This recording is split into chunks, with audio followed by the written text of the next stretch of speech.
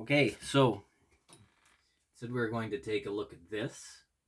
Um, I've had a lot of people, um, saying really interested in what you were saying about the 78 revolutions per minute discs, the shellac collection. So anyway, as a result, you can't really buy and sell these things very easily on eBay. People don't like to buy and sell them that way because, I mean, you can, but then there's a lot of packaging involved, more than there would be with, regular vinyl. So I don't really, like them as like some sort of collector's piece to make money or anything. But I have them, and I'd like to show you some of them. Some of them are pretty interesting because they're older, and I have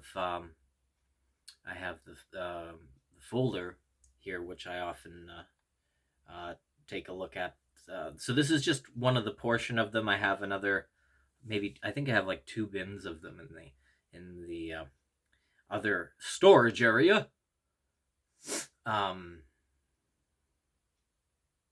but this is a portion of the collection, so we'll go to it now.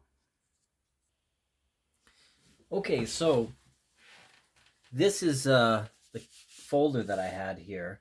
Now this is actually something called a folder storage album binder for 78 RPM 10-inch records.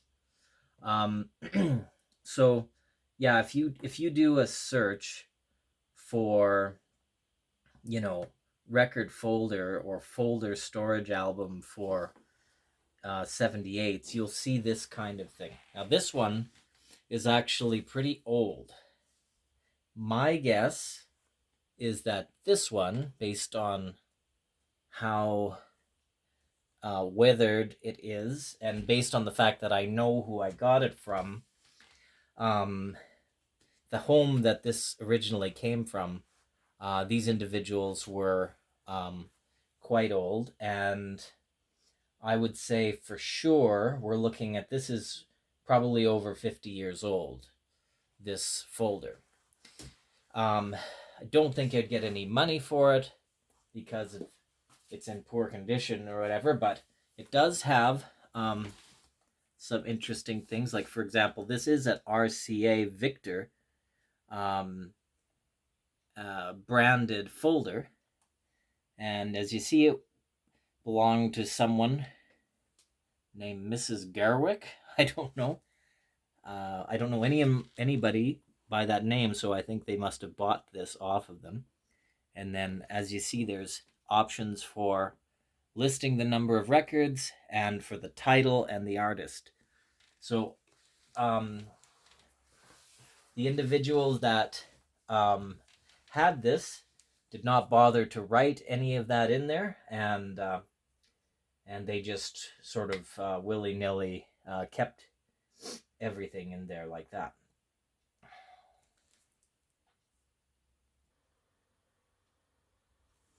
So I'm just going to go over some of the titles that we see here. So here we got the Decca Blueberry Hill, and this was performed by Louis Armstrong. Probably the most popular version of this song was the Fats Domino version, but we have a Louis Armstrong performance. That's a Decca record. We have actually quite a few Decca records here. This other one is from White Christmas, and this is from the picture Holiday Inn, Bing Crosby. So doesn't have a year on these. I've been trying to find that when just looking at it casually. But yeah, this is a label called REO, Ooh La La, Frankie Avalon. Here's a Columbia record, Bewitched by Doris Day and the Mellow Men. orchestra under the direction of John Rarig. So some of them are older than others. These ones seem to be, the last few were from the 60s or late 50s. This is an Imperial record by Fats Domino. And that's an Imperial record label, so that's something that was bought out years ago. Another Columbia record, The Flight of the Bumblebee. And this is Harry James and his orchestra. This is quite a well-known trumpet player for his time. This is Sonora Records, Clear as a Bell, Golden Wedding. So now we have an RCA Victor album. This is an Elvis Presley, One Night. So most likely we have a situation where this is being released on a 78 and a vinyl record as well, because they were both in production at this time. But this would have gone back to the 50s. So this is another Decca. Who Do You Know in Heaven by the Ink Spots. Now the Ink Spots is a bit of an older band. They had hits, I believe, going back to the 40s, 30s. This one, another Ink Spots record, Land of Love. This is probably one of the more interesting ones. So this is a record label. It's called, it's actually showing his master's voice, Victor. So this was before, this one was actually before the labeling had changed to the RCA Victor label. This is simply just saying Victor at this point. So again, you'll have a different label depending on the era that this one came out. So this one, you know, we're looking at, this one's probably getting close to the 100-year-old mark. Maybe 90, maybe 80 years. Okay, and then we got Columbia Records again at the Cafe Rendezvous.